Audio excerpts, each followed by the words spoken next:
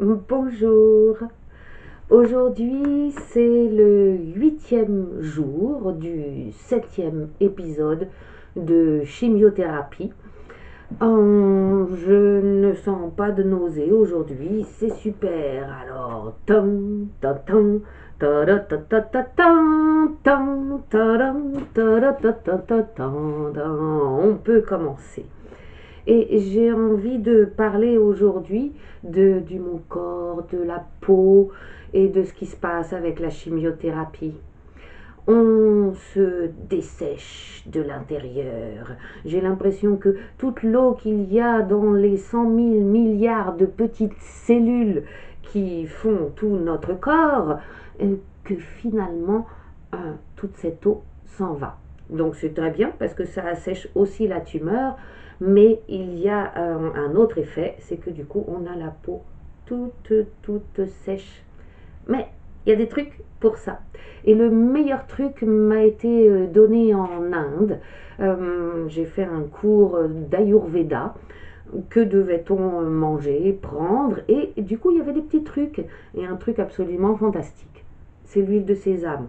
Alors là, j'ai une bouteille d'huile de sésame. C'est 500 millilitres. Ça doit coûter à peu près 14-15 euros. Biologique, évidemment. Et avec ça, j'en ai pour au moins 3 mois. Là, je l'ai acheté exactement il y a 3 mois et un jour, juste avant que je ne commence le 23 octobre, donc la première fois, la chimiothérapie. Et là, c'est presque fini. Comment est-ce que je l'utilise? Non pas comme un lait pour le corps que l'on étale sur son corps justement après la douche, mais avant. Je m'installe dans ma douche, je prends ma petite bouteille, j'en mets une petite goutte, alors évidemment il faut ouvrir le bouchon, on est bien d'accord, une petite goutte dans ma main et je commence déjà par en mettre à l'intérieur de mon nez, de mes narines. Et oui, parce que ça dessèche aussi la chimio à l'intérieur des narines. En plus, si vous fumez, c'est encore plus. Donc, du coup, ça fait du bien de mettre une petite goutte d'huile de sésame à l'intérieur du nez. Et voilà, et on renifle et ça le fait. Ensuite, j'en mets un petit peu plus dans ma main et je me passe, en commençant par les pieds, de l'huile tout partout. Du pied, les jambes, tout le corps, les coudes, les bras et puis un tout petit peu sur le visage aussi. Alors, il ne s'agit pas d'en mettre 3 litres, on est bien d'accord, hein, qu'une bouteille de 500 millilitres, je l'utilise en 3 mois. Et une fois qu'on en a passé bien partout, ça rentre en fait dans le corps, ça pénètre vraiment très très bien. C'est d'ailleurs la qualité principale de l'huile de sésame qui en Ayurveda est recommandée beaucoup plus pour se mettre sur le corps que pour cuisiner. Eh oui, c'est comme ça. Donc elle rentre, elle pénètre très très bien à l'intérieur du corps. Une fois que je me suis mis de l'huile de sésame tout partout, et bien là, je me douche. Un petit peu de savon ou ce que vous utilisez d'habitude et puis qui sent bon, c'est important que ça sente bon. Hop, hop, hop. Et voilà, on est tout propre et on a la peau vraiment douce comme un bébé jusqu'à la douche suivante. Ils ont été étonnés, les médecins, la dernière fois quand je leur ai montré ma peau, en disant: oh, bah dis donc, elle n'est pas sèche du tout, comment vous faites? Eh bien oui, voilà. Je n'utilise aucun lait corporel qui coûte bien plus cher, qui ont des tas de produits chimiques à l'intérieur et qu'on utilise après la douche. Moi, voilà, l'huile de sésame avant de me doucher. Ensuite, je me douche, donc vous n'êtes pas grave, vous ne sentez pas l'huile de cuisine, c'est pas ça du tout, et vous aurez la peau vraiment comme un bébé. Donc ça, c'était mes trucs et infos, c'est super, l'huile de sésame.